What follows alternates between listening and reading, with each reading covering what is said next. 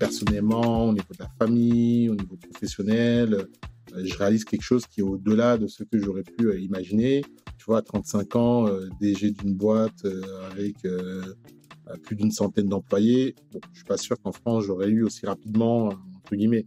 Donc, je pense que tu as des effets aussi d'accélération sur le continent africain qu'on n'aurait peut-être pas en étant en Europe ou ailleurs. Même si il y a des contre-exemples.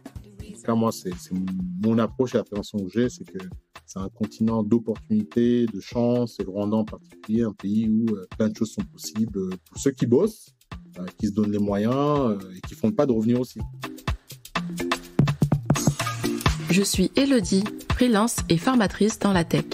En 2017, à la fin de mes études, je rêve de m'installer en Afrique. 7 ans plus tard, je concrétise ce projet en famille et on choisit la Côte d'Ivoire. C'est officiel, nous sommes désormais RIPAT, des afro-descendants qui reviennent vivre sur la terre de leurs ancêtres. Toi aussi, tu en rêves sûrement, mais tu as peur de ne pas trouver d'emploi stable, une éducation de qualité pour tes enfants ou des clients pour te lancer comme entrepreneur ou freelance. Eh bien, désormais, tu as à tes côtés Life of RIPAT, un podcast où tu vas découvrir le portrait de nombreux RIPAT, salariés, entrepreneurs, parents, freelance et j'en passe. Ils vont t'expliquer leur quotidien, leurs sources de revenus, leur style de vie, autant d'informations qui te permettront de passer le pas et venir t'installer là où tout a commencé, en Afrique. C'est parti!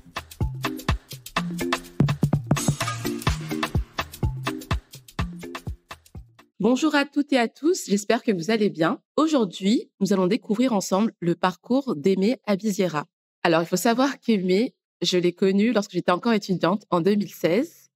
On s'est rencontrés à un événement d'une association dont il était parrain et moi, j'étais filleule. Tout de suite, il a dénoté de par son style très propre. Il a suivi aussi pas mal des péripéties professionnelles. Aujourd'hui, j'ai souhaité l'interviewer car il a un sacré parcours sur le continent, une belle carrière professionnelle dont on aura l'occasion de parler. Il est RIPAT dans un pays qui fait rêver de nombreuses personnes, le Rwanda. Encore aujourd'hui, il fait preuve de générosité en trouvant le temps dans son agenda de patron de venir partager son expérience avec nous et de me soutenir à travers ce nouveau podcast. À nouveau, un grand merci Aimé. Bienvenue. Comment vas-tu? Merci Elodie. Ça va très bien. Je suis en pleine forme. Je sors justement de la salle de sport. Donc là, je t'envoyer te balancer beaucoup d'énergie. Prépare-toi. Je suis prête. Alors, pour commencer, on va revenir sur ton enfance et un peu ton parcours scolaire. Est-ce que tu peux nous dire où tu es né et où tu as grandi, s'il te plaît? Moi, je suis né au Rwanda, justement, dans la capitale Kigali. J'ai vécu une partie de ma vie, mais aussi une autre partie au Kenya. Et je suis arrivé en France à 10 ans. Donc, de mes 10 ans, quasiment jusqu'à mes 30 ans, j'ai vécu en France. Donc, je suis français et rwandais, rwandais et français. OK, ouais, donc quand même, plus d'une vingtaine d'années, en France. Quelles ont été, tes études? Par quel parcours tu es passé? Alors, en arrivant en France, j'ai eu le parcours un peu classique, hein. Donc, je suis arrivé en primaire, exactement en CE2, ensuite collège, lycée. Ensuite, je suis passé par une classe préparatoire aux écoles de commerce à Cergy, dans le 95, dans la banlieue parisienne exactement. Puis ensuite, j'ai fait une école qui se trouve à Reims, qui s'appelle Neoma Business School, avec un parcours à la fois en France et puis un petit séjour de 6 mois en Corée du Sud. Assez important, je reviendrai sur la Corée du Sud tout à l'heure. Dans mon parcours, mon retour sur le continent africain, aussi bizarre que cela puisse être, la Corée du Sud a joué un rôle. Ah, intéressant. Tu vas nous expliquer tout ça et quelles ont été par la suite tes premières expériences professionnelles? Les expériences professionnelles, je pense que j'ai eu peut-être 3 vies, entre guillemets. Quand j'étais jeune étudiant, franchement, j'ai tout fait. J'ai bossé chez McDo, j'ai été à Suresnes et plutôt gardien d'immeuble. Je faisais ça l'été. J'étais technicien de surface. Tu vois, le terme est très, très recherché. J'ai fait du call center. Donc ça, c'était avant d'arriver en école. En école, j'ai juste 2 expériences, hein. La première expérience, c'était un stage de 6 mois chez Louis Vuitton, en conseiller de vente. En fait, c'est vendeur dans l'une des boutiques, entre guillemets, aux Galeries Lafayette en particulier. Et puis, j'ai fait un gradué de programme à la Banque Postale pour être directeur d'agence. Et suite à cela, j'ai démarré en fait ma carrière directement chez Canal+, à la sortie de l'école comme VIE. Comme VIE, et c'est par ce biais-là d'ailleurs que je suis rentré gros parti sur le continent africain et au Rwanda en particulier. Si on revient juste à tes premières expériences professionnelles, parce que souvent, c'est vrai qu'on commence à travailler quand on a un stage à faire en école, et cetera. Mais donc toi, en fait, tu as commencé bien avant tes études supérieures et à avoir des jobs, potentiellement dans l'année ou aussi en été. Ouais, franchement, je pense déjà que c'était la hustler life. Parce que forcément, ça permettait d'être un peu plus indépendant. C'est un truc qui m'a toujours parlé. Je me souviens même à l'époque, je rachetais des PlayStation ou des Nintendo que je revendais sur le bon coin pour me faire une marge. Enfin bref, j'ai toujours ce truc-là de faire mon argent, entre guillemets. Et puis effectivement, c'est vrai qu'une fois que tu arrives en école, tu accèdes à d'autres types de métiers, notamment au stage au départ, et puis un autre futur professionnel. Mais en amont, ouais, et puis moi, j'ai tout fait. Tu vois, même là, j'ai oublié, j'ai accompagné des mascottes au Stade de France. Enfin, je faisais pas mal de petits boulots. Je suis dans une agence, en fait, qui passait une semaine, un mois, 2 mois. Donc, j'avoue, j'étais assez touche à tout. Et puis, avec beaucoup de prise de recul et d'humilité pour faire ce qu'il faut pour gagner de l'argent, entre guillemets, et puis être indépendant. Et on imagine que ça a aussi beaucoup aidé, dans ta carrière aussi par la suite. Donc tu es diplômée et du coup, tu commences ta carrière chez Canal.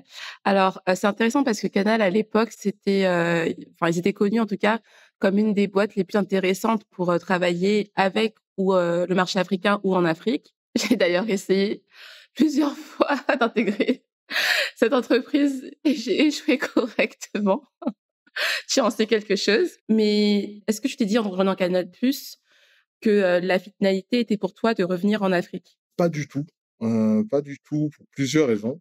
Donc au départ, hein, donc moi je finis l'école, je te parlais tout à l'heure du graduate programme à Banque Postale et en échange universitaire, en fait, j'étais allé en Corée du Sud et je suis littéralement tombé amoureux de la Corée du Sud, la culture, l'histoire, la nourriture, la musique, et quand je termine l'école, je me dis: «Tiens, il y a cette possibilité-là de faire un VIE», donc volontariat international en entreprise, sorte de CDD, de 2 ans pour une boîte française ou autre, installée à l'étranger, et je me dis: «Il faut absolument que je retourne en Corée du Sud à travers ce job-là», déjà pour être indépendant financièrement et parce que vraiment je me voyais, en tout cas, y faire ou y vivre une expérience professionnelle. Et donc, tu vois, je m'inscris sur cette plateforme-là, CiviWeb, là, pour trouver les VIE. Et c'est quand je suis en train de parcourir un peu les offres que je tombe sur une offre pour Canal+. À l'époque, c'était même pas le poste pour lequel j'ai postulé, c'était Canal+, qui cherchait un contrôleur de gestion en Côte d'Ivoire. Tu vois, tu es en Côte d'Ivoire, toi aussi, tu vois, en Côte d'Ivoire, à Abidjan. On est en 2012, hein. Je me dis, mais tiens, aucune idée, j'avais jamais entendu parler du fait que Canal+ avait des activités sur le continent africain. Je vais sur le site de Canal+, je suis en train un peu de dérouler les pages, et là, je vois business développement, Rwanda-Burundi, à partir de janvier 2023. Moi, je vois la lumière qui vient, je me dis, mais franchement, je ne crois pas dans le hasard. Personnellement, je me dis, mais non, ça, c'est un signe, laisse tomber. Et du coup, à partir de ce moment-là, je postule, je passe la batterie d'entretien. Pour la petite histoire, j'ai pas mal d'atomes crochus avec les différents directeurs que j'ai en entretien, dont l'un qui a fait mon école. Donc, on passe presque 30 minutes sur 1 heure là à parler de Reims. Donc, un bon fit. Et surtout, cette année-là, le hasard a fait qu'en fait, en janvier 2013, on est parti en Rwanda en famille. Et donc, le dernier entretien, en fait, je l'ai fait à Kigali avec la personne qui était en train de rechercher ce fameux VIE. Super entretien également. Donc, voilà comment j'arrive, en fait, sur le continent africain. Bon, vraiment, c'est là où on revient à mon expérience, à mon échange universitaire en Corée du Sud. C'est là où j'ai eu cette envie-là de travailler ou d'avoir une carrière à l'international, notamment en Corée. Puis je me suis retrouvé au Rwanda et là, a démarré mon parcours sur le continent africain parce que de 2013 à aujourd'hui, là, 2024, j'ai travaillé sur le continent ou en lien très étroit avec le continent exclusivement, quoi. Ouais. On va redévelopper tout ça, mais effectivement, heureux hasard, mais même, hein, de toute façon avec, ce que j'ai pu voir des autres invités, c'est que, rien n'arrive par hasard, en fait. C'est que ça devait être écrit en tout cas, donc c'est une opportunité, qui a pas mal dessiné la suite. On va dire que tu as pas forcément eu un déclic pour le retour, donc les choses se sont faites en finalement, je pense, pas professionnellement. C'est que T'es parti à ce VIE et qu'est-ce qui s'est passé suite à ce VIE? Donc, tu étais au Rwanda. Qu'est-ce qui s'est passé? Qu'est-ce que tu t'es dit? Alors déjà, je pense qu'à l'époque, quand je pars au Rwanda, on est en 2012, hein. Donc aujourd'hui, je pense qu'il y a, comme on dit là, les Gen Z disent, c'est la hype sur le continent africain. Donc beaucoup de gens ont envie de revenir, etc. En 2012, c'était pas le cas, hein. Et puis il y avait beaucoup de clichés sur le continent en général, sur le Rwanda en particulier. Donc quand je suis parti, c'était pas genre le super poste. J'avais plutôt des copains qui allaient à New York, qui allaient à Barcelone ou à Hong Kong. Donc Kigali, c'était pas la première destination, ce qui a beaucoup changé, heureusement d'ailleurs. Donc je pars au Rwanda, je fais 2 ans. Donc j'étais en charge en fait de développer les activités de Canal+ auprès d'un partenaire local, une sorte de, on va dire, d'Arty ou Fnac rwandais, qui distribuait, donc qui vendait les abonnements et qui faisait tout le marketing de Canal+ au Rwanda et au Burundi. J'ai fait ça pendant 2 ans. L'expérience est super bien passée. Je suis retourné en France, justement, à la fin de mon VIE. Là, j'ai été employé toujours chez Canal+, dans le département en charge du continent africain. Et j'ai eu 2 postes. Donc, un premier poste en projet commercial, un deuxième poste comme alors, ça s'appelle manager de zone, mais c'est un sorte de chef de secteur, sauf que ton secteur, c'est le continent africain. Et là, vraiment, enfin, j'ai eu l'opportunité, la chance de découvrir, je pense aujourd'hui, je dois être à 25-26 pays du continent que on appelle ça visiter, c'est pas complètement visiter parce que j'y allais pour le travail, en tout cas que j'ai côtoyé plusieurs fois et en passant de la Mauritanie à Djibouti, par le Rwanda, la Guinée équatoriale, le Niger. Donc vraiment, grosse expérience, toujours commerciale, sous le continent et en B2B2C. Donc moi, je travaille toujours avec des partenaires qui eux-mêmes représentaient Canal+ dans leur pays, qui vendaient nos offres, nos produits. Ouais, assez reconnaissant vraiment de cette expérience-là dans un âge, tu vois, j'avais moins de 30 ans, donc assez jeune, quoi. Et donc, je fais ce parcours-là. Et 2019, on a une grosse accélération. On a ouvert pas mal de filiales, donc on rachète les fonds de commerce de ces boîtes-là pour lancer en propre Canal+. Et j'ai justement travaillé sur l'ouverture de la filiale au Rwanda. Et c'est comme ça que j'ai à nouveau, quasiment date à date, 10 ans plus tard, parce que 2013, mon premier arrivé, enfin mon premier retour sur le continent africain pour Canal+, au Rwanda. 2013, quasiment 2020, j'ai vagabondé entre guillemets dans différents pays et 2020, j'ai mal calculé, 2020, 7 ans plus tard, je reviens à nouveau sur le continent et au Rwanda et là dans une filiale de Canal+, comme directeur commercial. Donc une bonne opportunité professionnelle, à la fois une aventure entrepreneuriale, hein, parce que tu vois, on a commencé la boîte, je me souviens, avec ma directrice générale, on est arrivé, on était 4 au Rwanda. Et on a bâti une boîte aujourd'hui qui a une soixantaine d'employés, plein de boutiques, etc. Donc voilà, vraiment une expérience très forte. Et c'est là vraiment où je suis plutôt revenu avec la famille. Parce que lors de mon VIE, j'étais encore célibataire, puis fiancé. Mais ensuite, je suis revenu en famille et avec enfant 7 ans plus tard.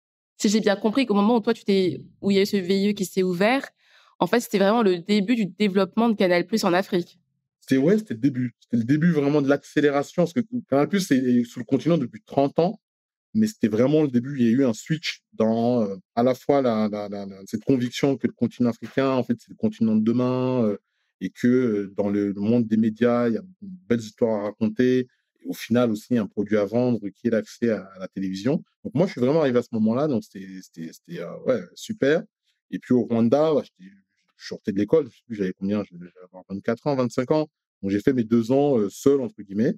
Ensuite, je suis revenu en France et après, effectivement, tu as raison, je reviens en 2020 et là, plutôt en famille. Une autre approche aussi de l'expatriation ou de la répatriation, tu vois. D'être seul ou d'être en famille, c'est vraiment pas la même chose. On en parlera peut-être tout à l'heure, quoi.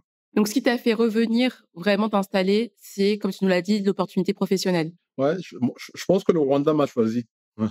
Ouais, parce qu'à nouveau, oui, c'était encore au Rwanda, oui, oui, c'est vrai. Ouais, complètement, complètement. Ça aurait pu être dans un autre, en tout cas sur le papier, ça aurait pu être dans un autre pays, mais le Rwanda m'a choisi à nouveau. Ça a été, je pense, un tournant peut-être dans ma carrière, peut-être, bon, j'en parlerai un peu tout à l'heure, mais dans ma carrière aussi. Je pense que ce deuxième retour avec une autre perspective, où tu passes de VIE à là, un poste de direction dans une nouvelle boîte, avec un impact aussi beaucoup plus fort. Ouais, c'est vraiment top. Donc voilà pourquoi le Rwanda. C'est plutôt le Rwanda qui m'a choisi et bien évidemment, la partie professionnelle qui est assez intéressante, quoi. Et donc, oui, bon, comme tu l'as dit, tu aurais pu t'installer ailleurs vu que tu avais pu visiter, plus de 25 pays, sur le continent? Alors effectivement, quand on s'expatrie en famille, il faut quand même que, monsieur ou madame, soit aligné, mais en tout cas, moi, personnellement, je peux être, au Niger, comme je peux être en Mauritanie, comme je suis aujourd'hui au Rwanda, j'ai vraiment pas de frein particulier, sur un pays ou un autre et le fait de les avoir découverts, en fait, c'est des cultures complètement différentes et à partir du moment où on a une approche, assez intelligente, dans l'humilité, dans la recherche de la compréhension, en fait, de l'autre, généralement, ça se passe plutôt bien.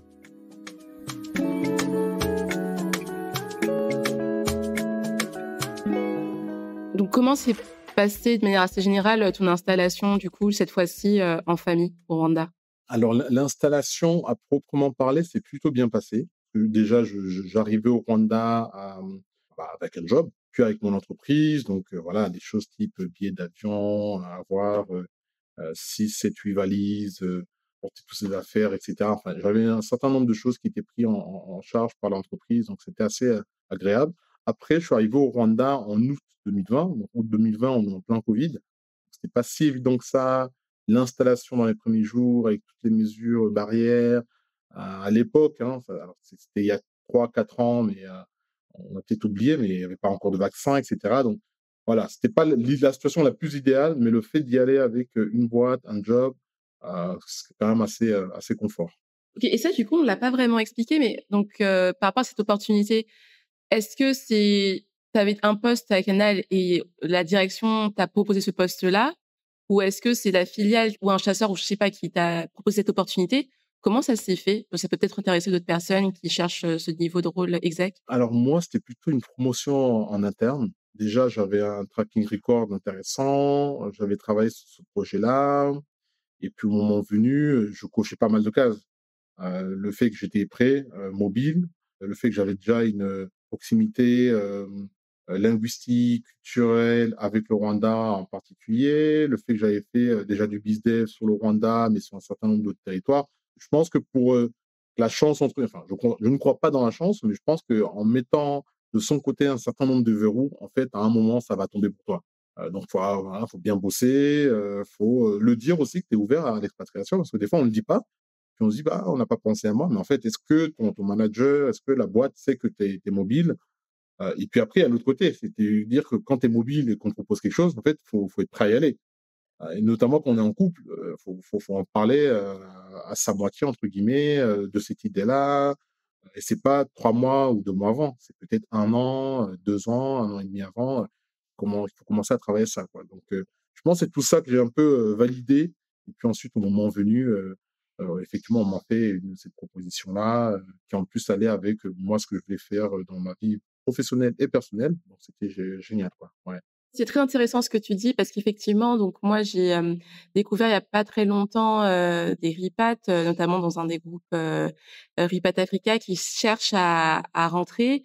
Mais il y en a beaucoup qui ont cette envie de rentrer via un contrat professionnel et notamment une mobilité interne, lorsqu'ils sont dans des grands groupes. Et effectivement, c'est très intéressant que tu le dises et que tu le mentionnes que, effectivement, ça se prépare bien à l'avance. Ça va pas forcément te tomber comme ça. Il faut effectivement que tu sois proactif, en exprimant ce désir-là et que oui, en fait, tu te prépares, professionnellement, d'accord, en faisant tes preuves, mais aussi personnellement au niveau de ta famille et cetera. Donc c'est vrai qu'on n'y pense pas forcément, mais ça doit se préparer des années en amont. Ouais, complètement. Surtout que alors moi, j'ai eu la chance de partir avec mon entreprise, mais aujourd'hui, il y a vraiment toutes les alors si je parle d'entreprises françaises ou francophones, tu as Decathlon, tu as Carrefour, tu as Burger King, tu as la Fnac, tu as les cinémas Gaumont, enfin, tu as, Canal+ dont je parlais, enfin, tu as beaucoup de boîtes qui sont installées. Donc je pense que cet intérêt, en tout cas, il faut le nourrir et le préparer en amont et aujourd'hui, il y a aussi plus de visibilité sur des opportunités sur le continent africain qu'à l'époque. Si on anticipe bien ou en interne ou en cherchant ailleurs, je pense que ça peut se faire. En tout cas, moi, c'est un conseil que je donne souvent. C'est de venir avec déjà une idée de ce qu'on veut faire ou avec un job, c'est beaucoup plus simple. Sauf si on a, ou on est très courageux ou courageuse comme toi aujourd'hui, On se lance, on crée sa boîte, on va chercher ses clients, voilà. Mais en tout cas, il ne faut pas venir comme un bleu, entre guillemets, en pensant que tout, le tapis va nous être déroulé, et que tout va se passer très bien. Parce que le continent Ah, ça, africain c'est clair, hein. se portait avant qu'on y arrive, il va se porter après qu'on soit parti ou même avec nous, entre guillemets. Donc, je pense qu'il faut être assez, ouais, assez cohérent sur ça, quoi. Et oui, donc moi, effectivement, sur la partie freelance, mais plus, du coup, personnelle, c'est vrai que moi, ma préparation, elle est, depuis que tu me connais, je pense que tu sais, depuis que j'ai quoi, Cette envie. 24-25 Ouais, ans, c'est vrai, c'est vrai, c'est vrai, c'est tu vrai, sais c'est que vrai. je rêve d'Afrique. Donc moi, en fait, psychologiquement, j'étais prête depuis, des années et ouais, c'est ça qui m'a permis effectivement de me dire: «Non, mais tu attendras pas d'opportunité, Elodie, tu vas y aller, les choses vont se faire là-bas». Mais donc voilà, c'était plus une préparation mentale depuis, depuis qu'on se connaît de nombreuses années. Et qu'apprécies-tu, particulièrement au Rwanda? Parce que du coup, tu nous expliquais que, le fait de revenir, ça correspondait à des aspirations professionnelles, mais aussi personnelles. Donc potentiellement, tu t'y projetais à nouveau. C'est quoi vraiment qui t'intéresse particulièrement au Rwanda? Waouh! Alors la question est large, hein, parce que moi vraiment je suis un amoureux transi, du Rwanda. Donc oui, le cadre de vie, qui est déjà très agréable. On parle du pays des 1000 collines, on est en moyenne à 1 500 mètres d'altitude, donc c'est un temps qui est assez tempéré, entre 20 à 25 degrés toute l'année. 2 saisons sèches, 2 saisons des pluies, et puis c'est pas les pluies de l'Afrique, de l'Ouest ou l'Afrique centrale, hein. Il pleut 2 3 heures, pendant la saison des pluies, donc c'est assez agréable déjà. C'est une ville, un pays qui est très dynamique, donc il y a beaucoup de choses qui se passent, que ce soit dans l'univers du sport, de la tech, tourisme, et cetera. Donc ça, c'est top. C'est un pays calme aussi. C'est dû au tempérament de la population, je pense, d'un côté, et puis, la vision ou ce que le gouvernement veut faire, pardon, de la ville ou des pays. Donc ça, j'aime bien. Et en famille, c'est assez sympa. C'est une ville qui est très organisée. Donc ouais, beaucoup d'attraits positifs que je trouve, bien sûr, hein, et il y a aussi d'autres réalités, mais je suis assez bullish, comme disent les Américains, là, sur le Rwanda. Et puis, in fine, c'est une partie de moi aussi. Parce que là, je te parlais du fait que j'ai passé plus de 20 ans en France, mais le Rwanda, c'est aussi chez moi. Et je trouve qu'effectivement, le Rwanda me permet de faire la jonction entre qui je suis comme Français en vécu et en même cet amour-là de la France, mais étant aussi rwandais. Et aujourd'hui, je suis très heureux ici. Voilà, J'imagine qu'il y a un certain alignement, en tout cas, que tu rencontres, aujourd'hui. exactement, exactement.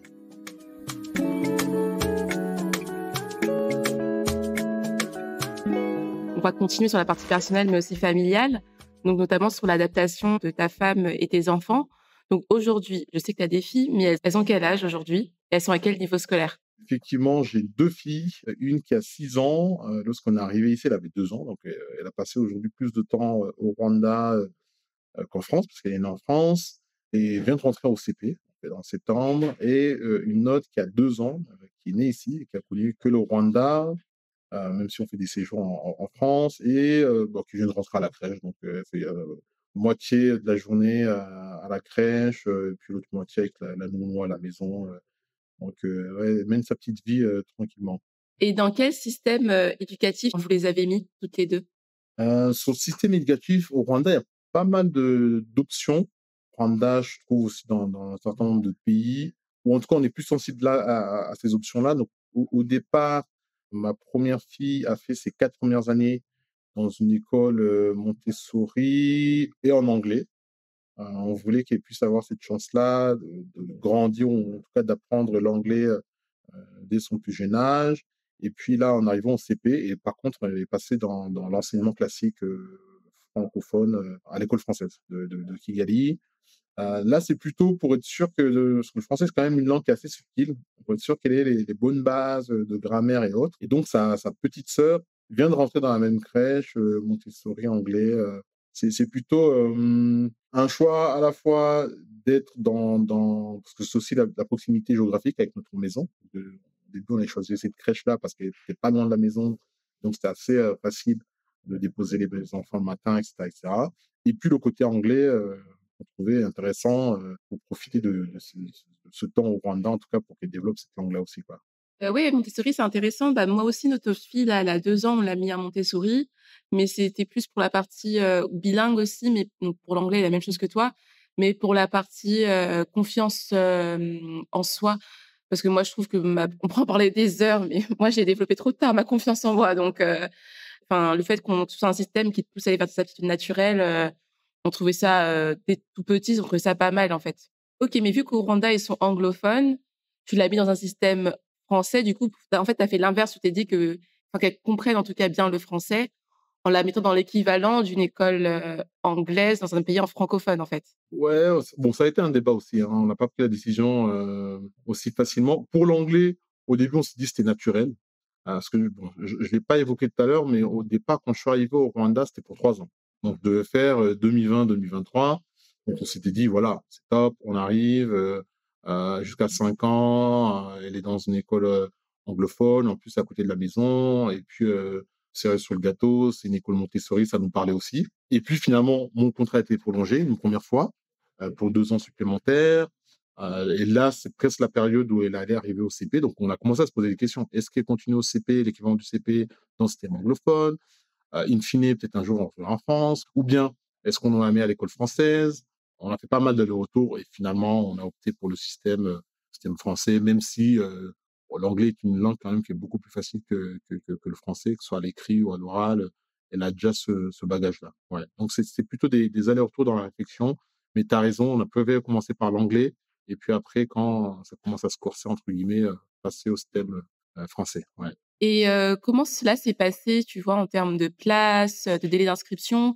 Est-ce que c'est des systèmes qui sont il y a où c'est déjà un peu saturé, au Rwanda? Enfin, Bonne question. Encore une fois, l'anticipation. Donc nous, avant d'arriver au Rwanda en septembre, tu vois, on est arrivé en septembre 2020. Dès janvier ou février 2020, donc même avant le Covid, dès le début d'année, on avait fait la liste des écoles, on les avait déjà contactées en ligne, on avait appelé certaines écoles, on avait regardé le coût, bon, parce qu'il y a quand même un coût qui est non négligeable là pour ce type d'école privée. Ensuite, voilà, du coup, on avait déjà regardé un peu les écoles qui nous intéressaient. Ça, c'est le premier élément. Et après, il faut faire des inscriptions assez tôt. Pour l'école Montessori, c'est une petite école et ils ont souvent de la place. Mais là, si je te parle par exemple de l'école française où est Gabriel, là, c'est plutôt prisé. Donc, si tu fais l'inscription un peu tard, bah, ça peut être compliqué parce que les places sont déjà prises, etc. Donc, je pense que c'est pas être naïf, quoi. Faut pas arriver et c'est au moment où on arrive qu'on commence à faire des recherches. Et surtout, on a de la chance aujourd'hui d'avoir Internet ou d'avoir des plateformes comme le podcast que tu lances qui permettent en fait de se réveiller avant et peut-être d'anticiper ce type d'éléments. Ouais. c'est intéressant, donc ça veut dire que même au Rwanda, enfin, le système français à la cote, parce que j'ai fait un épisode il y a pas longtemps où justement, bah, c'était aussi un papa, mais en Côte d'Ivoire, ou qui avait eu, failli ne pas avoir de place pour ses enfants dans le système français. Donc, on peut peut-être se dire que dans plusieurs pays d'Afrique, le système français est très prisé et qu'il faut vraiment s'y prendre très à l'avance. OK. Ouais. Et est-ce qu'elles ont mis du temps, à s'adapter? Du temps, oui, quand même, hein. En fait, ce qu'il faut voir, c'est donc on change de pays. Donc tu vois, ça, c'est un gros changement. C'est-à-dire on déménage, hein, on change la maison, le foyer, notamment pour la 1re quand on est arrivé en 2020. On change d'école et puis l'école est dans une autre langue. Donc tu vois, ça fait quand même une cascade de «nouveautés» entre guillemets. Mais par contre, à l'échelle d'un enfant, ça a duré que 2 semaines. Donc il y a beaucoup de changements d'un coup. Au début, c'était le pleur tous les matins, hein. C'était les pleurs, les pleurs, les pleurs. Puis au bout de 2 semaines, ça se calme. Au bout d'un mois, en fait, c'est terminé. L'enfant ne regarde même plus derrière soi quand tu déposes le matin. Donc je pourrais te dire qu'en tout cas, les enfants s'adaptent assez vite, pour les personnes qui, voilà, qui veulent s'expatrier ou repartir sur le continent avec des enfants, pas trop s'inquiéter pour les enfants. Faut remettre ce cocon-là, ce cadre-là familial et le reste ça va, quoi. En tout cas de mon expérience personnelle, pardon. Oui, oui, c'est intéressant, nous aussi, ça a été, bah, là, après 2 ans, je pense que c'est un âge facile, hein, mais ça a été assez rapide et après elle apprend l'anglais, mais elle parlait quand même dans un contexte français, donc je pense que ça a mitigé les choses. Mais OK, d'accord, intéressant. Et du coup, bah, du côté de ta femme qui, elle, est une adulte, est-ce que du coup, elle avait des appréhensions par rapport à l'installation au Rwanda? Comment ça s'est passé? Le Rwanda, justement, comme je suis rwandais, elle a quand même déjà l'approche culturelle, l'approche, culinaire à la maison, ma mère nous cuisinait toujours de très bons plats, rwandais, donc déjà, il y avait ça de «gagner» entre guillemets et après, nous, on a fait alors, je sais pas si on appelle ça un voyage de reconnaissance. Je sais pas si c'est un bon terme. En tout cas, on était déjà allé au Rwanda plusieurs fois en vacances et on y est allé une fois. Alors là, c'est vrai que moi, comme je suis rwandais, j'avais la chance déjà d'y aller. Mais on y est allé une fois, vraiment en se disant: «On y va». pour confirmer qu'on a envie de s'y installer pour 3, 4 ans, voire plus affinité. Et donc, lorsqu'on a fait ce voyage-là, on a revisité les écoles là qu'on avait contactées en ligne. On allait les visiter pour voir à quoi ça ressemble, échanger avec des professeurs, et cetera. On a visité des maisons aussi pour se dire: «Tiens, en fait, combien coûte une maison, au Rwanda?» Donc voilà, on a fait pas mal de prospection, et ça, je pense, ça a permis de la rassurer, de voir un peu où est-ce que, entre guillemets, «elle va mettre les pieds».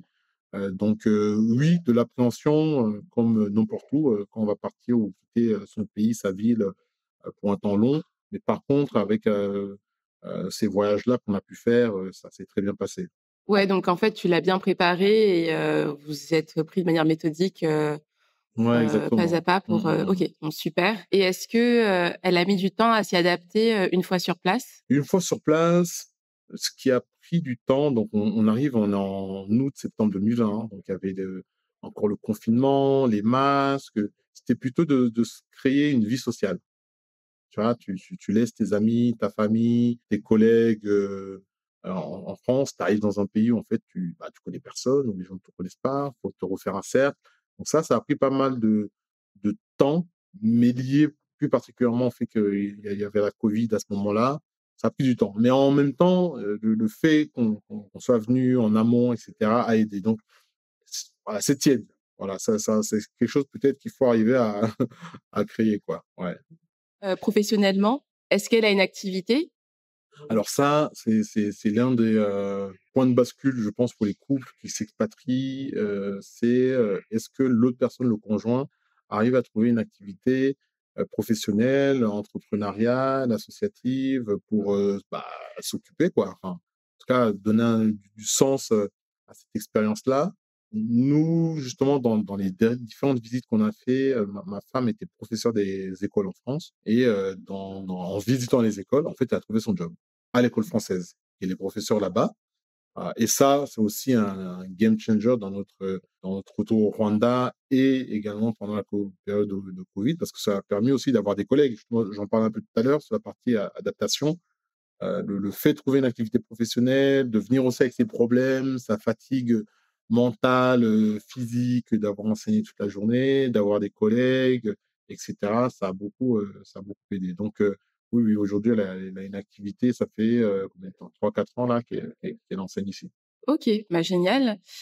C'était quand même un retour en famille et comme on l'a dit, c'est pas forcément facile. Après toi, c'est vrai que c'était vraiment finalement que toi, hein, qui connaissais bien, le Rwanda. Qu'est-ce qui a aidé pour l'adaptation vraiment de la famille au global, quand tu prends, un peu de recul sur comment ça s'est passé? Alors déjà, je pense au premier élément, c'est de recréer son cocon. Je parlais tout à l'heure de la recherche de la maison, de l'appartement. Donc ça veut dire, surtout quand on est avec des enfants, l'enfant ait sa chambre, qu'on se sente bien dans cette maison-là dans laquelle on va être, que ce soit la décoration. Ça, je pense, c'est un 1 socle. Ensuite, là, on a eu la chance d'avoir tous les 2 très rapidement, un travail. Tu vois, c'est d'avoir aussi, cette occupation qui fait qu'on a un sens, les journées passent un peu plus vite en tout cas et après c'est, se créer un groupe, d'amis, de proches, des activités, sportives, associatives et autres, en gros la vie de tous les jours quoi, se recréer sa vie, dans ce pays-là. Ouais. Ouais, ça nous a vraiment aidé. Ça aurait été le contraire, tu vois? Ça aurait été très compliqué, si on se sent pas bien déjà chez soi et ensuite si l'un ou l'autre, n'a pas trouvé sa voie, quelle qu'elle soit d'ailleurs, hein.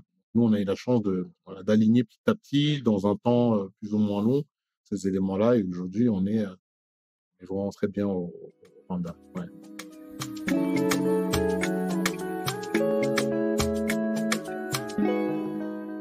On va passer sur la partie, un peu plus pratico-pratique, sur les coûts un peu des écoles et cetera. Ça coûte combien un peu la scolarité des enfants actuellement? Au Rwanda, tu vraiment il faut te dire que tu as des écoles privées, qui commencent à l'équivalent de 1 000 € l'année et ça va jusqu'à 20 000 € l'année. Voilà. Donc pour l'école française aujourd'hui, elle coûte, 3 000 €, un peu moins de 3 000 € l'année, par enfant. Mais je sais que selon les pays, en tout cas, il y a des pays où les écoles françaises sont beaucoup plus chères. Au maximum, si je ne me trompe pas, on doit aller chercher du 7 000 - 8 000 €. Je dis peut-être une bêtise, mais j'ai ça en tête.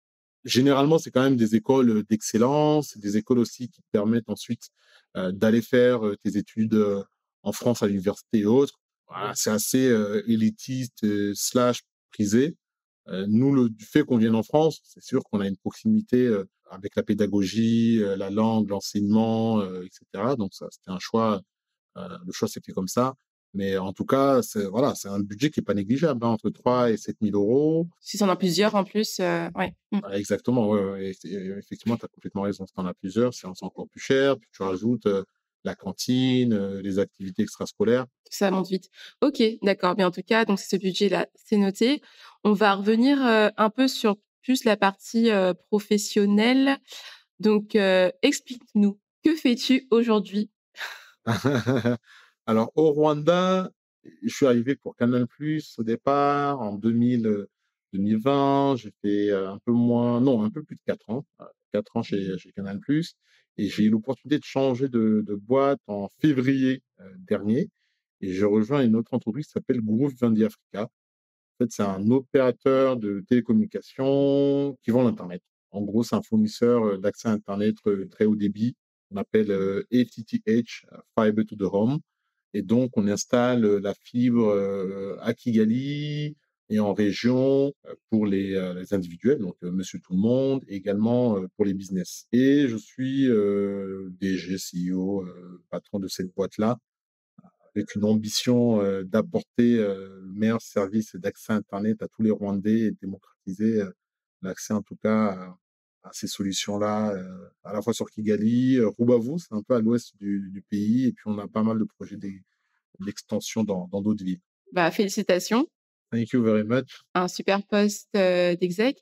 Alors GVA, c'est un groupe, local ou du coup, c'est encore en lien avec, Canal+, Vivendi, Ouais, alors c'est en lien toujours avec Vivendi, qui est la. Si on s'imagine une matrice, on a Vivendi ou bien des poupées russes. Là, on a Vivendi qui est la maison mère, qui possède un certain nombre d'entreprises. Et au Rwanda, il y a Canal+, et il y a cette autre entreprise-là qui s'appelle GVA.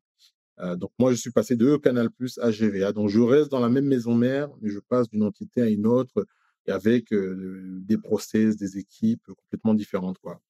Et aujourd'hui, alors qu'il y a plusieurs missions que tu peux imaginer déjà, hein. Donc, à la fois, tu as toute la partie stratégie de l'entreprise, bon, en deux volets, une stratégie groupe, entre guillemets, et puis une adaptation en local, et où tu fixes la ligne directrice des différents départements, finance, la technique, les ventes, la communication, les opérations, etc.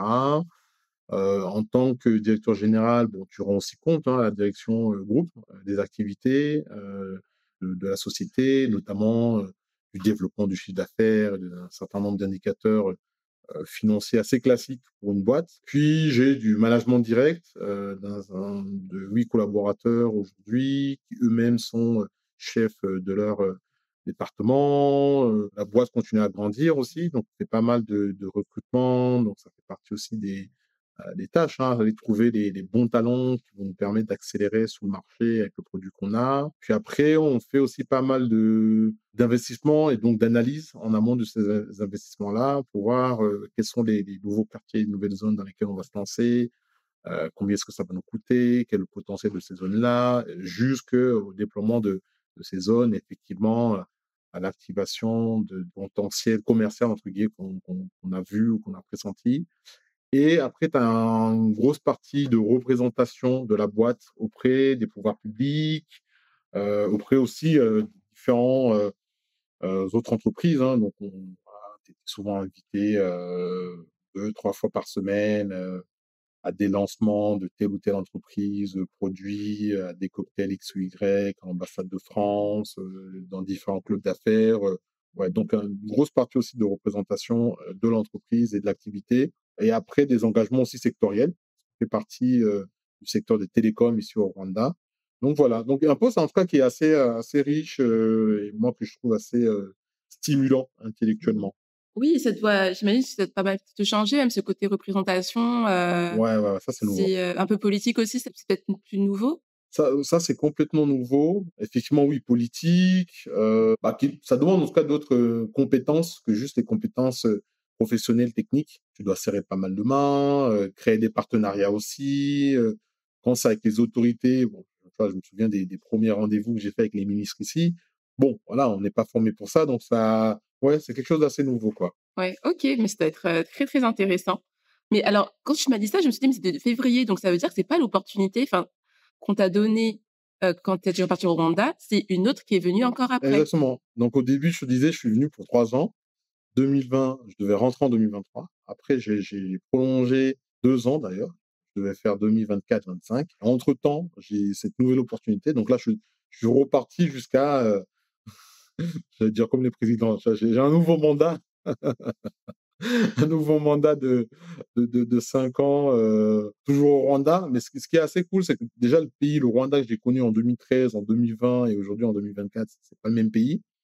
Ensuite, j'ai eu la chance sur ces 3 périodes-là, tu vois, d'avoir des jobs différents avec, voilà, une envergure différente aussi. Et puis là, aujourd'hui, je change aussi complètement d'entreprise et de produit. Donc ouais, moi, je m'éclate, ouais, c'est nickel pour moi, quoi. Et ça aussi, c'est une nouvelle, opportunité qui t'a été poussée en interne, enfin, Ouais, c'est complètement. l'air d'être assez dynamique, hein? Complètement, complètement, on dit quoi? C'est what goes around comes around. Tu vois? Je pense que tu as les bonnes choses que tu fais ou le caractère, la pugnacité que tu démontres à un moment, quand on est en train de chercher quelqu'un, on va se dire: «Tiens, on m'a parlé d'une Élodie là, apparemment elle a lancé un super podcast qui cartonne», tu vois? C'est comme ça que ça se passe. Et puis, tu rentres dans un cycle assez court. Parce que ce type de job, c'est pas sur LinkedIn que tu vas postuler, enfin, de temps en temps, tu peux en avoir, hein, je dis pas le contraire.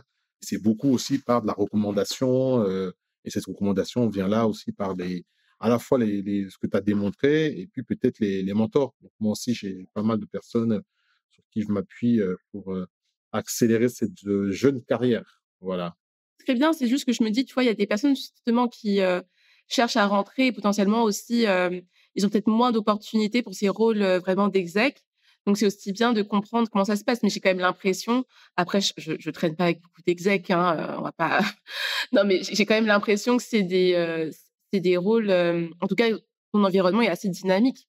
Parce que j'ai quand même l'impression que tous les 2-3 ans, on te proposait quand même des promotions où il y avait des opportunités. Donc j'ai l'impression aussi que ça a l'air quand même assez dynamique, tu vois? Tu as complètement raison. Si je calcule, ouais, tous les 3 ans. Ouais, changer de poste tous les 3 ans. En tout cas, c'est mon premier, deuxième, troisième, quatrième, cinquième poste en, même moins, hein, parce que c'est cinquième poste en 11 ans. Donc tu vois, Et c'est quoi comme type de contrat, du coup, que tu as aujourd'hui?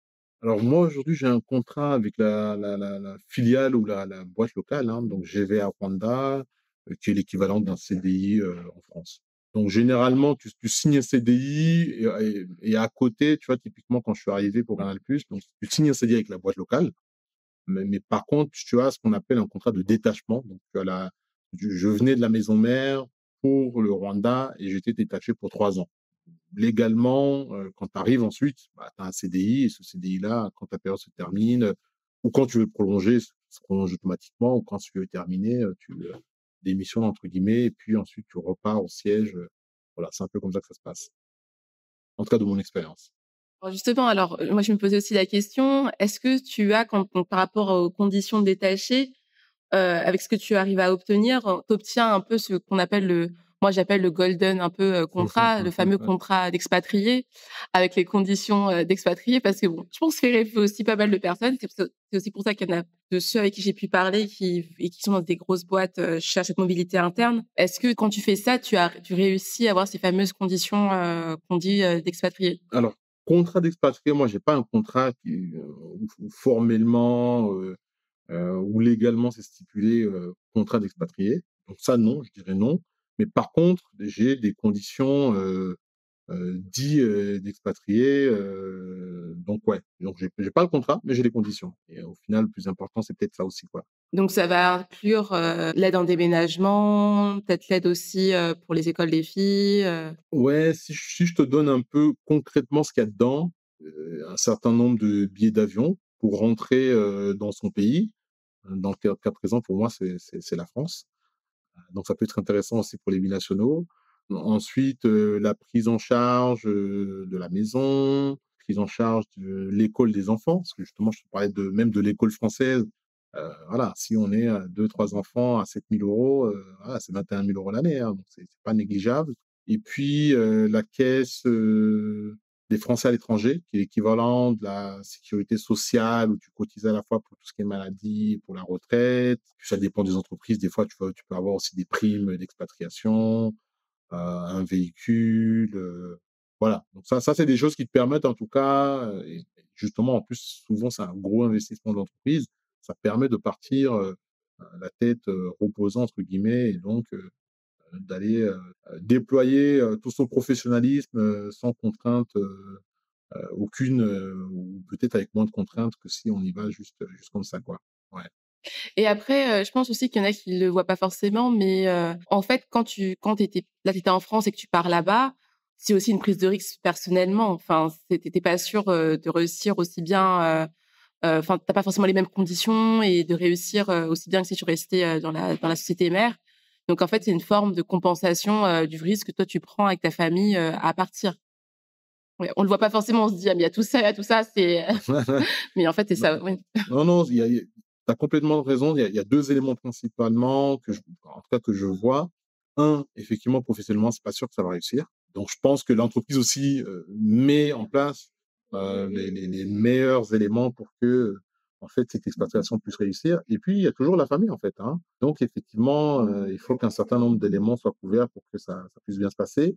Et après, je pense qu'aussi cet accompagnement, plus ou moins, te permet aussi d'avoir la même qualité de vie. C'est-à-dire que le retour, voilà, disons, tu es en Côte d'Ivoire, les billets pour aller en France, c'est combien? Combien tu payes? Bah, là, si on veut partir, en décembre, on a vu, ce serait, entre 2 500 et 3 000. Par personne, hein, ou pour, tout le monde? Ah non, non, nous 3, nous 3. Bon, tu vois? Donc c'est à 2 500, 3 000, là, vous avez un enfant.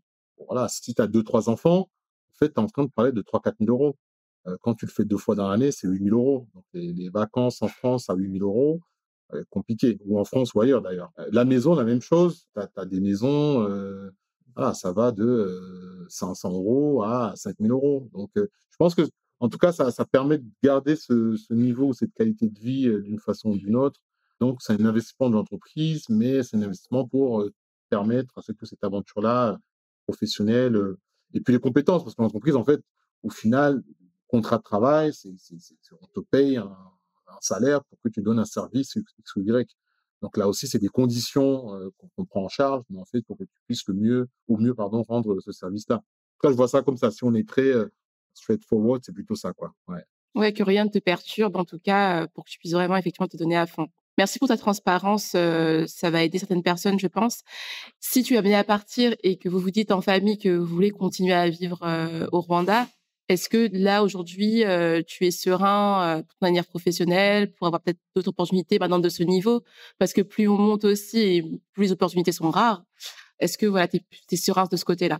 Alors moi, je dirais oui, hein, pour plusieurs, raisons. Une première raison, si je quitte cette société, que je reste sur le continent africain, en fait, il y a 1000 opportunités, en ce moment. C'est le continent le plus jeune, avec une classe moyenne qui se développe, quasi dans tous les pays, et donc ça, c'est, de nouveaux services, et cetera. Des entreprises aussi qui trouvent le continent africain comme étant, l'un des marchés, en fait, vierges aujourd'hui, hein, pour beaucoup de choses. Donc ça, c'est oui. Ensuite, j'ai eu la chance aussi, de construire ma carrière sur le continent, hein. Ça fait une dizaine d'années que j'y bosse. Là, tu as raison, quand tu arrives sur des postes, de management ou exécutifs, pardon, bah, forcément, il y a moins d'opportunités de postes que sur le poste de vendeur «lambda» entre guillemets, si on parle en volume.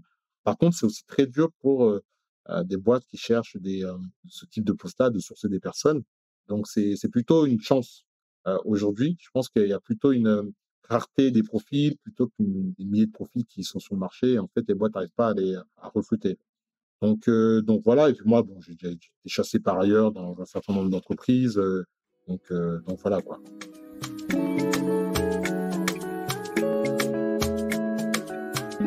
Et alors plus niveau, challenge culturel, comme tu l'as dit, tu as fait plus de 10 ans, de ta carrière ici en Afrique. C'est quoi un peu les challenges les plus importants d'un point de vue culturel que tu as eu à affronter? Tu me disais que donc l'une des clés était l'adaptation, enfin l'humilité et le fait de vraiment chercher à connaître l'autre et de le comprendre. Et donc j'imagine que c'est cette attitude-là que tu as eue, au fur et à mesure et de manière, même quasiment permanente. Mais c'est quoi vraiment, tu vois, les challenges où tu t'es dit: «Ah oui, ça c'était particulièrement difficile», que tu as eu à dépasser? Avant de répondre à cette question-là, peut-être moi, mon approche, c'est une approche plutôt où j'essaie de faire preuve d'intelligence culturelle, c'est-à-dire de comprendre l'autre, de comprendre l'environnement dans lequel en fait il évolue, de comprendre l'histoire qu'il constitue. Et quand tu fais cet effort-là, en fait, justement, enfin, d'aller vers l'autre, mais avec une sincérité, une intention forte, tu arrives à éviter toutes ces difficultés-là culturelles que tu peux rencontrer. Donc, moi, j'ai beaucoup lu, écouté pas mal de podcasts. Hein, je trouve que c'est une bonne formule aussi pour connaître déjà dans les anciens postes que j'avais, connaître les pays dans lesquels je travaillais, leurs histoires, les géographies, les réalités aussi qu'on y trouve. Après, j'ai eu la chance, dans mes précédents jobs d'avoir un travail qui était très terrain. Donc nous, on allait visiter les boutiques. Les boutiques se trouvent dans les quartiers, donc c'est pas un truc où j'arrive, je suis en avion, hôtel, bureau, hôtel, bureau, hôtel, bureau, avion et je repars en France.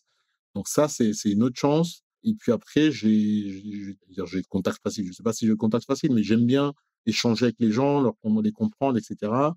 Donc j'ai pas eu de grosses difficultés pardon, culturelles. Après, il faut savoir que voilà, les autres personnes ont d'autres réalités, et les notions de sensibilité aux détails, peut-être de temps, peut-être voilà, des choses comme ça sont différentes. Mais après, je trouve que c'est à toi justement de t'adapter et de trouver comment naviguer avec ces nouveaux environnements dans lesquels tu es. Parce que sinon, ça va te prendre beaucoup d'énergie pour changer l'autre, les autres personnes au lieu de travailler en fait à profiter de cet environnement dans lequel ils sont, parce qu'ils ont aussi beaucoup de choses à t'apporter, dans la capacité de sérénité aussi, dans la capacité à collaborer. Enfin bref, donc c'est peut-être un peu les take-outs que j'ai eu sur ces aspects culturels. Est-ce qu'il y en a qui sont spécifiques, il y a des éléments, qui sont spécifiques, au Rwanda? Oh oui, oui, oui, oui, oui. Je me mets aussi dedans. Hein.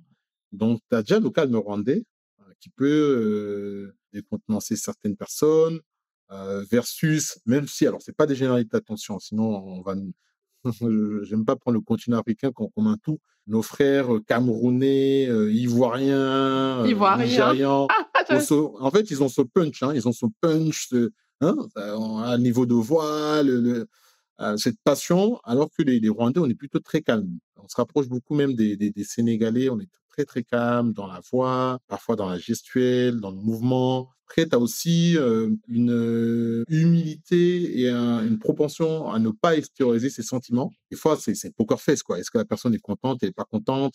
Donc, ça peut décontenancer de se dire, bah, tiens, moi, j'ai envie que les personnes participent ou disent telle ou telle chose. Bon, bref. Notion de temps, j'en parlais un peu tout à l'heure. Prise de décision. Sur le Rwanda, notamment, c'est un des pays quand même où on aime bien la hiérarchie. Donc, des fois, ça peut être lent pour qu'une décision soit prise parce qu'on attend que Elodie valide ou autre. Et puis après, il faut avoir aussi des intentions sur tout ce qui est. Alors, j'appelle ça créativité. Je suis pas sûr que ce soit bon, si c'est bon terme quand même, hein, mais la créativité, c'est-à-dire aller au-delà du job, de la mission qui est donnée. Des fois, tu n'as pas ça directement ou immédiatement. Il va y avoir des gens qui ne prennent pas beaucoup d'initiatives ou qui prennent des initiatives uniquement dans le cadre de leur fonction et pas au-delà. Alors que des fois, selon l'environnement ou le pays dans lequel on vient, pardon, on a envie que la personne elle soit proactive, qu'elle voit un peu out of the box, qu'elle anticipe, etc. Donc ouais, ça c'est peut-être des spécificités, alors qui sont à la fois culturelles et d'autres qui sont liées aux environnements dans lesquels les gens ont grandi, dans lesquels les gens ont travaillé. Mais je trouve aussi que dans justement le fait qu'il y ait beaucoup de repas, notamment qui rentrent sur le continent africain, tu commences à avoir beaucoup de melting pot qui est positif dans les deux sens. Positif pour les personnes qui rentrent sur le continent africain et positif aussi pour les Africains qui sont en contact, en fait, des gens qui ont peut-être cette biculturalité qui ont été exposés à d'autres choses que eux n'ont pas pu connaître, justement parce que le réel qu'ils ont se limite à la ville ou au quartier dans lequel ils sont nés, ce qui n'est pas mauvais en soi, mais en tout cas, ce qui parfois peut poser des clashs, quoi. Ouais. Bah, très clair, vraiment, moi-même, ça m'a donné à réfléchir ce que tu m'as dit, mais oui, oui, totalement. OK, merci beaucoup. Là, on va revenir un peu sur, vos finances. Donc tout à l'heure, tu nous as un peu, parlé, de ce que vous coûtez l'école des filles, donc 3 000 € par an. Est-ce que tu pourrais nous donner un peu, le reste de votre budget mensuel avec, ce que vous vivez, au quotidien? C'est quoi votre budget par mois sur les postes principaux? J'ai dit, on vit normalement, donc L'école, effectivement, j'en parlais tout à l'heure, hein, l'école française, autour de 3 000 € l'année. L'alimentation, bon, je dis fruits et légumes, du marché, donc c'est peut-être autour de, peut-être 500 € le mois, parce que j'exagère un peu, mais 500 € le mois. Ce qui peut coûter cher sur, l'alimentation, c'est tous les produits, d'exportation. Notamment pour la petite histoire, j'ai ma fille qui adore le Nutella et ici le Nutella coûte presque 18 € le pot. Je vois les personnes qui doivent ouvrir grand les yeux là, à l'écoute de ce montant, mais effectivement oui, ce qui va être importé, c'est en plus le Rwanda, alors les tarifs diffèrent selon les pays, hein, mais c'est un pays enclavé, hein. Si vous ouvrez un peu vos cartes, vous allez voir, c'est un tout petit pays qui est enclavé, donc on doit tourner, enfin pour arriver au Rwanda où on passe par la Méditerranée, où on passe par le cap, de Bonne-Espérance en Afrique du Sud. On arrive ensuite en Tanzanie, au Kenya. Ensuite, les conteneurs prennent la route jusqu'à Kigali. Enfin bref, ça coûte un peu plus cher que d'autres pays. Donc voilà, si on mange local, franchement, on s'en sort pour pas très cher. Si on commence à y mettre des produits d'importation ou des produits notamment français ou autres, ça peut coûter un peu cher. Après, il y a tout ce qui est loyer maison. Là, ça va dépendre, hein, selon dans quel quartier est-ce que tu veux habiter, en appartement ou en maison. Et comme je te disais, ça part d'un F3 enfin ici à Kigali, c'est autour de 500, 700 $, tu vois, un F3. Mais tu peux avoir aussi dans les quartiers les plus huppés le même F3, plutôt à 2 500 $. Donc tu as vraiment une amplitude qui va de 500 à presque 5 000, hein, je disais ça tout à l'heure. Et c'est vraiment ça, quoi, entre 500 et 5 000. Donc pour moi, on peut trouver où se loger dans des bonnes conditions, notamment ici au Rwanda. Ensuite, tout va dépendre du standard auquel on prétend et de son budget aussi, hein. En aparté, c'est quoi les quartiers, comme toi tu connais bien, je peux te poser la question, les quartiers, que tu recommandes pour les personnes qui veulent s'installer au Rwanda pour commencer et si elles connaissent pas grand monde, c'est quel quartier que tu recommandes? Ou même ville, Si je coupe les quartiers dans les 3 catégories là, autour de 500, 700, tu as les quartiers comme Gikondo, Remera, Nyamirambo, vers Kitutiro, Niboye, Kanombe. Voilà. Là, je pense que c'est des quartiers qui ne sont pas dans la première couronne de Kigali, mais avec des tarifs accessibles, on va dire. Après, tu vas avoir les quartiers un peu middle class, middle upper. On va avoir Kimiwura, on va avoir Rebero, on va avoir Kibagabaga. Et puis après, les quartiers huppés, c'est plutôt Nyarutarama, Gishushu, Gachuiro, ouais, une partie aussi de Kibagabaga, une partie de Kinyinya. Voilà. Après, tout aussi, le choix du lieu d'habitation va aussi dépendre de où est-ce que tu travailles et où est-ce que les enfants vont à l'école. Donc, je pense qu'il faut arriver à faire un triptyque entre, on va dire, des parcours logiques, quoi. C'est-à-dire, quand tu quittes la maison, tu n'es pas à faire tout le tour de la ville, tu vois. Ça peut entrer en prise de compte. Après, sur Kigali, c'est assez particulier parce que c'est une ville qui est très sécurisée. C'est une ville où les infrastructures type route, eau, électricité sont de très bon niveau dans toute la ville. Donc je pense que ce qui est vrai à Kigali n'est peut-être pas vrai sur Douala ou Lomé, tu vois. Peut-être à adapter aussi pays par pays. OK, super. D'accord, non, mais très clair. Donc, il faudrait peut-être que tu m'écrives, faut pas que je me trompe au niveau des noms, mais c'est super. Merci d'avoir fait, cette distinction, ça va aider. Super, merci beaucoup. Voilà, donc on a parlé de la scolarité, de l'alimentation, tout ce qui est loyer. Après, tu vas avoir tout ce qui est loisirs. Bon, ça dépend des loisirs de tout le monde, hein. Ça peut être le resto. Bon, ici, le resto, ça va entre 5 et 50 € pour le midi. Donc, ça dépend aussi de quel type de resto, quel type de nourriture on veut manger. Le Coca-Cola coûte l'équivalent de, selon là où on est, entre 60 et 1 centime et 1 €. La bière est autour de 1 €. Bon, voilà pour ces premiers loisirs-là. Mais sinon, nous, tu vois, pour les enfants, ils font du piano, ils font de l'équitation, avec des tarifs aussi qui sont assez intéressants. Là, je te parlais de la salle de sport d'où je revenais là, donc ça, c'est des choses qui que tu trouves dans tous les pays, du golf, ma femme fait pas mal de yoga.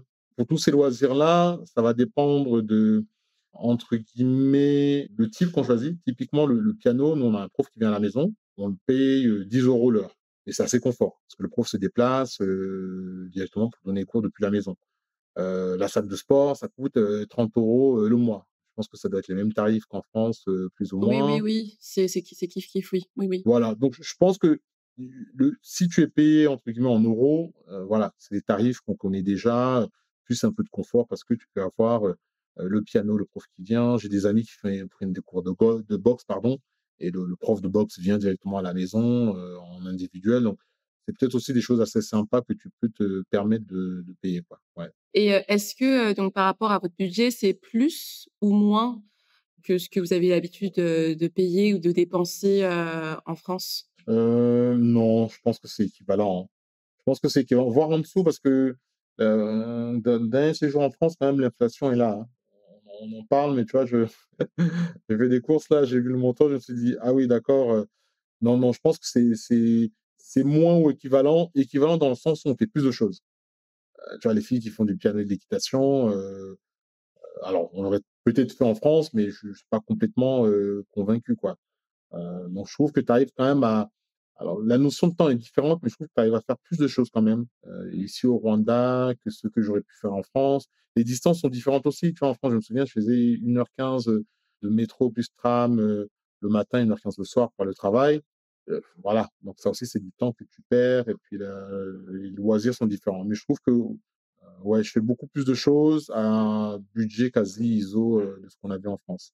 Il y a pas beaucoup d'embouteillages, à Kigali? Parce que là, tu disais, par Ça exemple, commence à en venir, France, hein? distance, ça commence à venir? OK. Ça vient, ça vient. Ça commence à venir, mais ça reste raisonnable, hein. En tout cas, il y a moins d'embouteillages que sur, Abidjan ou Kinshasa, Laissez Abidjan tranquille. Il faut juste voilà. éviter les heures de pointe. C'est justement, c'est ça. On appelle quoi? Il faut éviter la descente, tu vois? Et là, ça tu à quelle distance, De la maison, sans embouteillage, c'est 15 minutes, avec embouteillage, c'est 20-25 en voiture. Ah bon, ça va, OK. Ouais, donc c'est vraiment, c'est agréable, c'est bon. Et en termes de pouvoir d'achat, est-ce que tu te sens plus à l'aise? Parce que donc tu par exemple, tu as pu voir l'inflation en France. Est-ce que là, en termes de pouvoir d'achat, tu te sens quand même plus à l'aise, Encore une fois, si tu pars avec une boîte et que tu as la prise en charge dont on parlait tout à l'heure, tu es très à l'aise.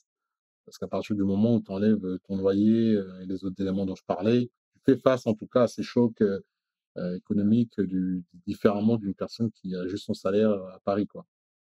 et en termes de sources de revenus, mais donc tu as ton activité là, salariée. Est-ce que tu as eu à développer, d'autres, sources, de revenus localement ou, c'est ton activité, principale? Alors j'ai eu pas mal d'envies, notamment pour la petite histoire avant qu'on vienne ici au Rwanda, bah, comme on n'avait pas encore trouvé d'activité professionnelle pour ma femme, on avait réfléchi à ouvrir une crêperie. J'avais fait un petit benchmark pour regarder, quelles sont les activités où en fait tu peux ouvrir matin, midi, après-midi, soir, où tu as toute la matière première qui est ici, qui coûte pas cher et où tu marches bien. Donc il y avait eu cette idée-là de crêperie, et il y a quelque temps aussi je pensais ouvrir une agence de voyage. J'adore le voyage, la photographie, et le Rwanda, c'est un pays qui se prête beaucoup à ça. Mais par contre, j'ai fait face au fait qu'en fait, j'ai pas de temps. J'ai pas de temps, j'ai peu, d'énergie et peut-être d'espace mental à consacrer à ça. Donc aujourd'hui, je ne vis que de mon «salaire» entre guillemets, je sais pas, et c'est aussi courageux que toi pour, me lancer dans l'entrepreneuriat. Non, mais bon, en tout cas, tu as tes sources de revenus et après tu as aussi des opportunités d'investissement peut-être plus passives. Oui, oui, oui, ça, forcément ça, mais évidemment, je dis ça parce que j'ai quelques amis quand même qui ont d'autres business vraiment à côté, quoi. Mais c'est très commun, hein, c'est très commun, oui. Complètement. Mais moi, je suis très admiratif, mais j'arrive pas à être assez organisé pour tout gérer, quoi. Mmh. Niveau, logement, donc là, c'est plus le côté administratif de ton installation. Donc tu nous as expliqué que tu t'y étais pris quand même, à l'avance. Est-ce que tout de suite, dès que vous êtes arrivés, vous avez eu votre logement, donc où vous habitez? Ou vous avez eu quoi comme premier er logement? Alors non, on a galéré, hein. On a un peu galéré, pour, la simple et bonne raison, qu'ici, en tout cas, les agences immobilières auprès desquelles on s'est rapproché ne comprenaient pas ce qu'on voulait.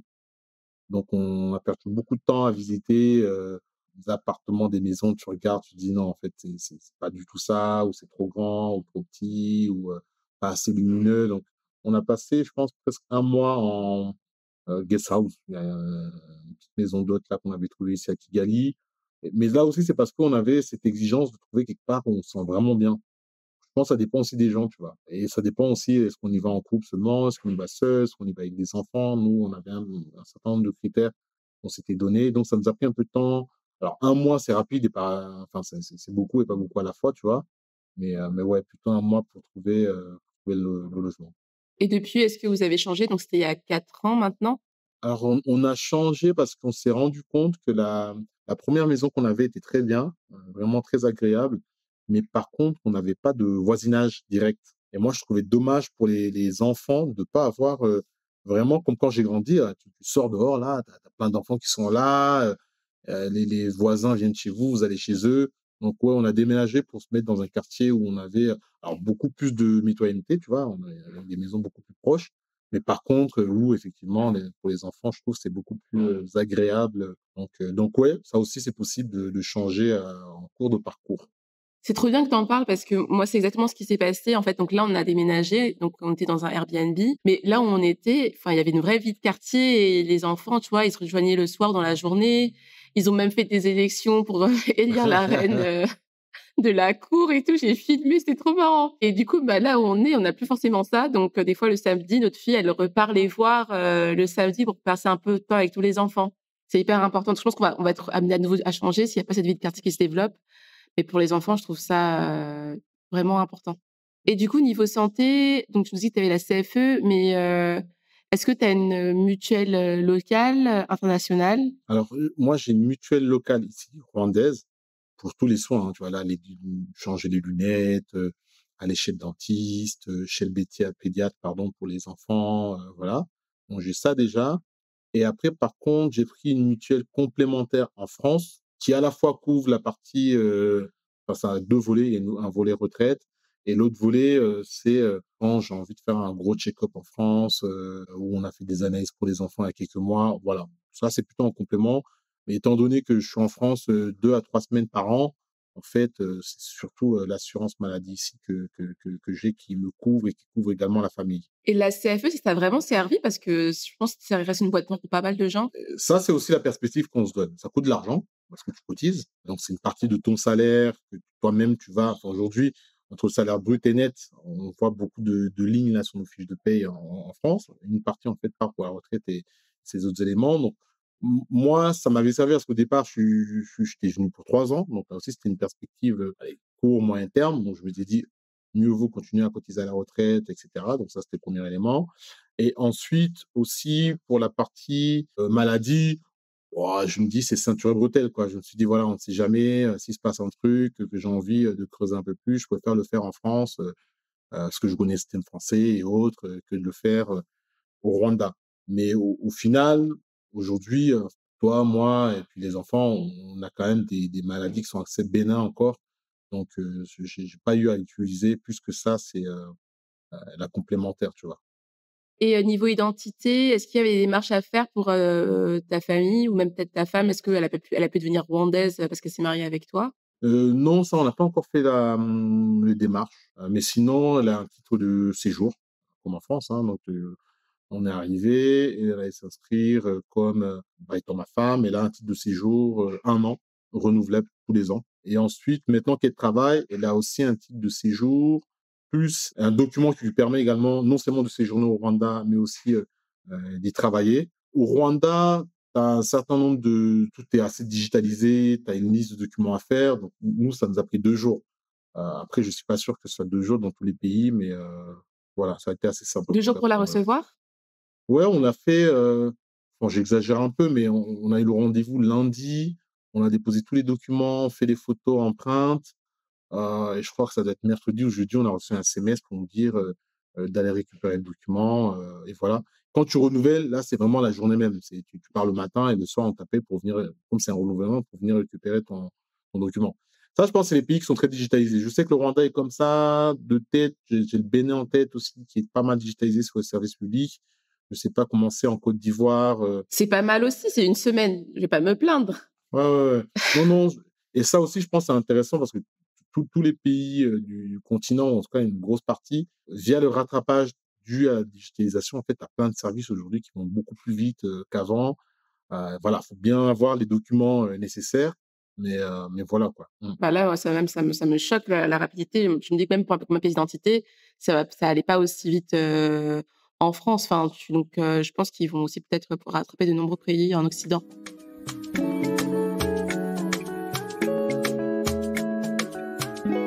On arrive à la fin de l'épisode. Lorsque tu vois, ta vie aujourd'hui, 4 ans, après, enfin, être arrivé, 10 ans après le premier voyage, donc avec tes 2 filles et ta femme, à un poste, d'exec et que tu vois aussi, la vie que tu as laissée, en France, il y a 4 ans. Qu'est-ce que tu te dis? Comme disait l'autre, hein, la question, elle est vite répondue. Pas de regret du tout, de la reconnaissance, hein, pour, à la fois la vie qu'on a, peut-être, ce parcours, la fierté aussi parce que, rien ne m'a été, entre guillemets, «donné» sur un plateau d'argent là, donc c'est aussi le fruit, du travail.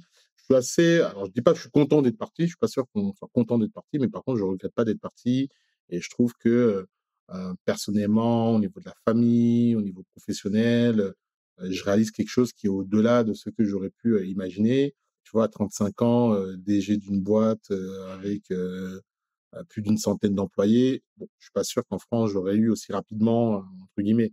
Donc je pense que tu as des effets aussi d'accélération sur le continent africain qu'on n'aurait peut-être pas en étant en Europe ou ailleurs. Même si, il y a des contre-exemples. En tout cas, moi, c'est mon approche et l'appréhension que j'ai, c'est que c'est un continent d'opportunités, de chance et le Rwanda en particulier, un pays où, plein de choses sont possibles, pour ceux qui bossent, qui se donnent les moyens, et qui font le pas de revenir aussi. J'ai créé, la Fabripat parce qu'il y a des personnes qui rêvent vraiment de rentrer, mais qui ont des doutes ou tu vois, qui sont craintifs de partir. Donc j'ai créé ce podcast-là, pour les aider. Est-ce que tu as, un mot de la fin à leur partager? Alors ça, c'est très marketeux, j'allais dire: «Visite Rwanda» ou peut-être «Visite Africa». Je pense qu'au-delà de cette, repatriation, en fait, on peut déjà partir sur le continent en vacances, 1 semaine au Sénégal, en Côte d'Ivoire, au Rwanda. Ce qui va permettre aussi de briser ces idées, préconçues qu'on a, de créer des rencontres et peut-être un début de quelque chose pour son retour sur le continent africain. Donc je pense, ouais, c'est peut-être ce côté-là de se dire: «Bah, il y a plus qu'à essayer». Aujourd'hui, il y a beaucoup de compagnies aériennes qui desservent l'Afrique, il y a les hôtels, les Airbnb, donc on peut quand même se débrouiller facilement là pour se loger et autres.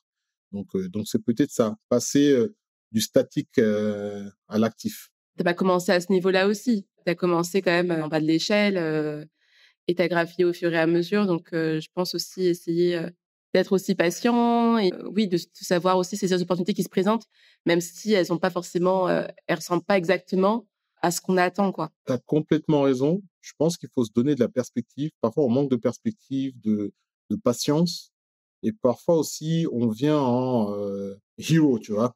Hein, je pense que je vais venir, je vais apporter, je vais. En fait, non, tu as pas attendu et d'ailleurs, on t'attend pas. Donc je pense que si tu fais preuve d'humilité, que tu arrives à te créer ces opportunités-là, ou par ton entreprise, parce que tu postules, parce que tu rencontres les gens et puis petit à petit, comme dans voilà, tout pays, toute entreprise, toute zone géographique, tu gravis les échelons, comme il faut. Mais tu as raison, il faut venir, en ayant, les pieds pardon, bien sur terre, quoi. Je pense qu'il y a des personnes qui vont essayer, ou qui auront peut-être des questions pour toi. Bon, après, tu as très peu de temps, hein, je le sais bien et c'est pour ça encore que je te remercie d'en avoir trouvé pour moi. Est-ce qu'il y a un moyen, que tu aimerais qu'on privilégie pour te contacter ou te poser des questions? Je pense le plus simple, c'est peut-être, LinkedIn. Donc sur LinkedIn, globalement, il y a la partie messagerie et autres, sur laquelle je peux répondre, rapidement. Donc c'est Aimé, A-I-M-E, Abizera, A-B-I-Z-E-R-A. Voilà. Et le temps se prend. Donc effectivement, on a tous, 24 heures.